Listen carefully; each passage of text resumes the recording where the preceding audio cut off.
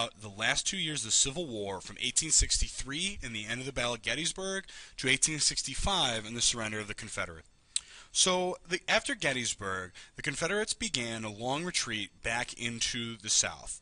What they would do from this point forward is basically try to mount a last desperate defense, and they would end up dragging out the war for 2 more years. But again, kind of due to the losses at Gettysburg, the Confederacy is going to have a very hard time carrying the war forward. So in 1863, while the Battle of Gettysburg was taking place, there was also another war going on in the West. And in Mississippi, at a place called VICKSBURG, Ulysses S. Grant was poised to basically cut the Confederacy in half. And from May 18th to July 4th of 1863, Ulysses S. Grant and the Union Army laid siege to the city of Vicksburg. Vicksburg was the last Confederate stronghold on the Mississippi River. And so the goal in taking Vicksburg was to cut the Confederacy in half, cut the South into 2. And so U.S. Grant basically attacked the Western Confederate Army in 5 major battles over 180 miles. The Confederates retreated back into Vicksburg, and U.S. Grant then laid siege.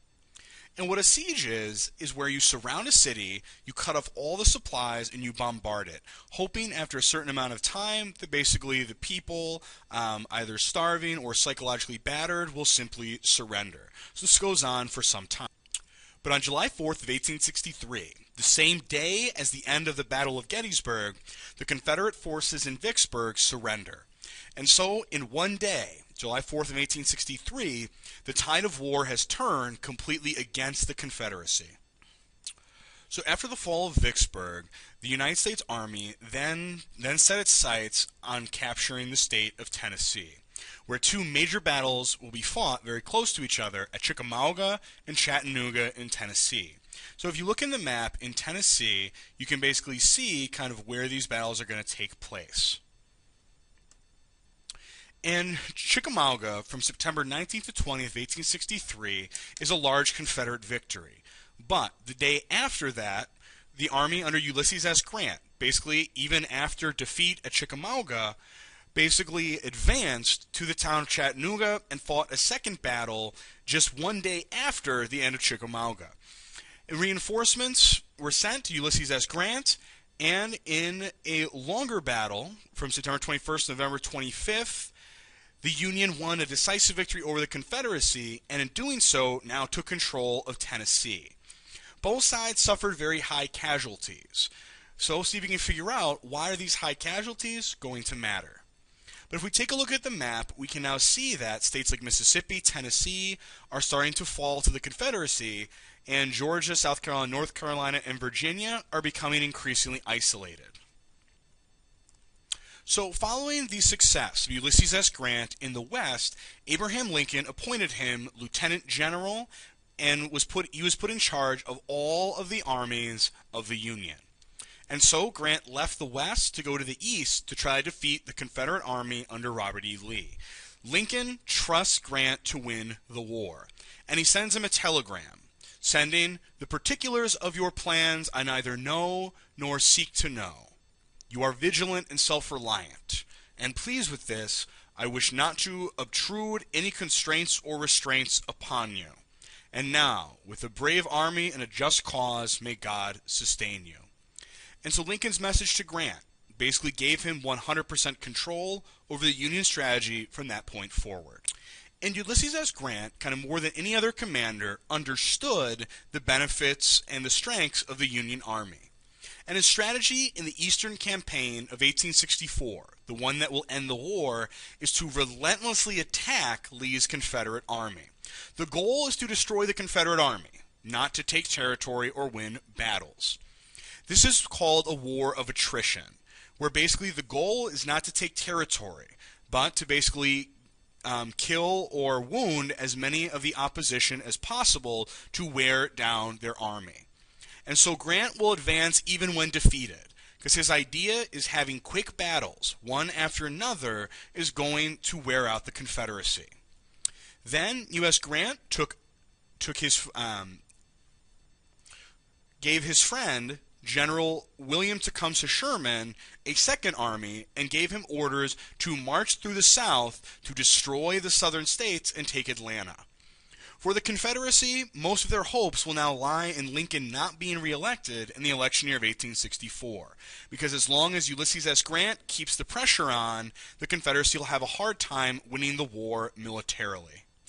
And Grant's overland campaign shows us his strategy, where essentially Grant just advanced further and further into the South, having one battle after another, at Wilderness, at Spotsylvania, at Cold Harbor, outside of Richmond, and at Petersburg. Grant simply kept engaging Lee's army as often as possible. And so it's the Overland campaign where Grant puts his strategy into reality. And the first major battle of this campaign is the Battle of the Wilderness. Extremely heavy casualties. The Union losing 17,700, the Confederacy losing 11,000. This Battle of the Wilderness was fought quite literally in the wilderness in a forest. Forest caught fire, which ended up resulting in even more casualties. So the Union, in this sense, lost this battle because they lost more men. But Grant continues the campaign despite the losses, engaging the Confederacy very shortly after at a place called Spotsylvania, where the Union and the Confederacy fought for 11 days, resulting in 32,000 casualties. And as you can see in these battles, the Union is losing more soldiers, but due to their advantages in men and materials, they're able to deal with these losses a lot better than the Confederacy will. And General Grant doesn't want any gaps in battles. His goal is to simply wear down the Confederates by continually engaging them. However, Grant's strategy also had some drawbacks. He won battles, but the casualty rates were very high. And at a battle at a place called Cold Harbor, U.S. Grant ordered a massive Union assault on Confederate lines. The Confederates had dug 7 miles of trenches and fortifications, but Grant had believed that he had weakened the Confederacy enough to defeat them in one decisive battle. However, this couldn't be further from the truth.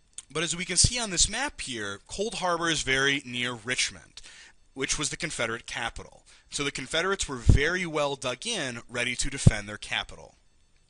And so the Union sent a large attack towards the Confederate lines. The result of this was 12,700 Union casualties to only 5,300 for the Confederacy. Ulysses S. Grant said of Cold Harbor, "I have always regretted the last assault at Cold Harbor was ever made." The casualties shocked the nation, and U.S. Grant was known after this battle to weep openly. He simply put his head in his hands and wept after hearing news of the failed assault. But despite all of this, and despite the heavy losses, he ordered his army to advance to the Confederate city of Petersburg despite all of these defeats. So as you can see, kind of U.S. Grant's strategy, very different than the ones previously in the war. But while U.S. Grant was basically engaging Lee's army in the east, in the west, something else was going on. Grant put in charge of the western United States Army William Tecumseh Sherman, who was a friend of Grant, who many people thought at the beginning of war was crazy because he said how long and bloody the war would be. Favorite quote of Sherman's was, "Grant stood by me when I was crazy, and I stood by him when he was drunk." And they were very close friends, and Grant trusted Sherman to win the war in the West. And Sherman believed that the concept of total war should be employed in order to lead to Union victory.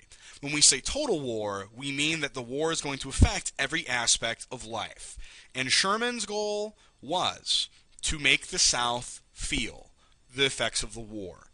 Sherman, shortly before he started his campaign, sent a telegram to Grant saying, "Unless we can repopulate Georgia, it is useless to occupy it. But utter destruction of its roads, houses, and people will cripple their military resources.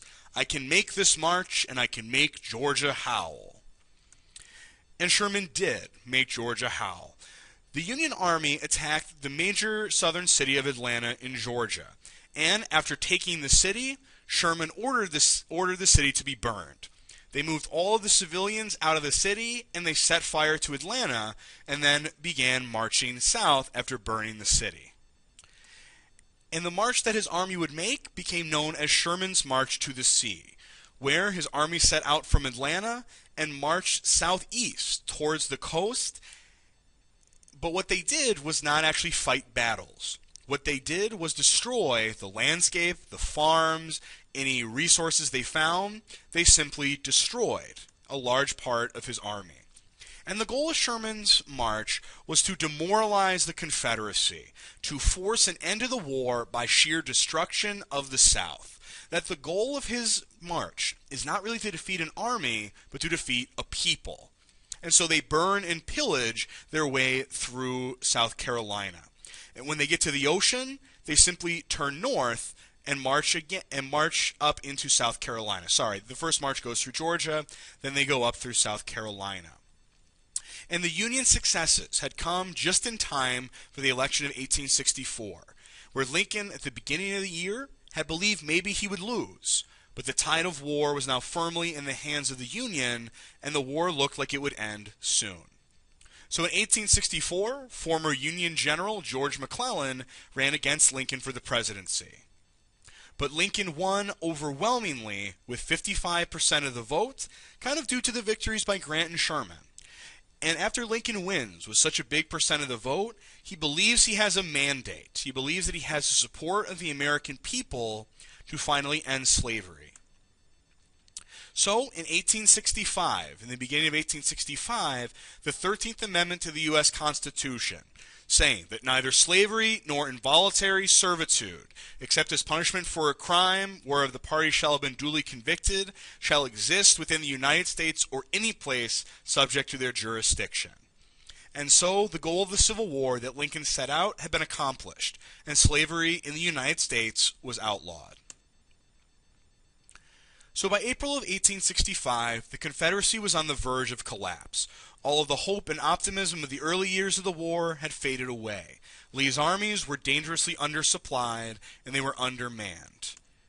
And in April 1st of 1865, the siege of Petersburg began.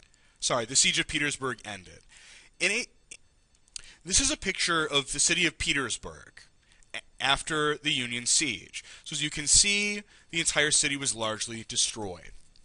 But the Union Army had laid siege to Petersburg for a period of 9 months. This is the dawn of trench warfare, where the Confederates had dug about 30 miles worth of trenches around the city, and the Union didn't really feel like it'd be a good idea to charge those trenches. And so both sides waited each other out for 9 months, in late 1864 into 1865.